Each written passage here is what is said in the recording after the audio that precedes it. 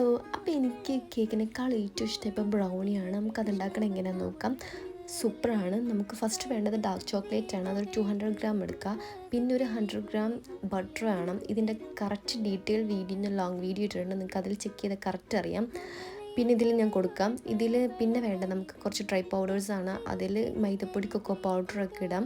അത് നല്ലപോലെ അരിച്ചെടുക്കണം. പിന്നെ നമുക്ക് 3 എഗ്ഗ് വേണം. അതുപോലെ നല്ലപോലെ ബീറ്റ് ചെയ്യാം. പിന്നെ അതിലേക്ക് 1 ടീസ്പൂൺ വാനില എസൻസ് ഒഴിക്കുക. പിന്നെ ഷുഗർ പൗഡർ 1 കപ്പ് വേണം. അത് 3 തവണയായിട്ടിട്ട് നല്ലപോലെ ബീറ്റ് ചെയ്തെടുക്കുക. അതിലേക്ക് നമ്മൾ നേരത്തെ മെൽറ്റ് ചെയ്ത് വെച്ച് ചോക്ലേറ്റിൻ്റെത് അത് ഇട്ട് കൊടുക്കുക.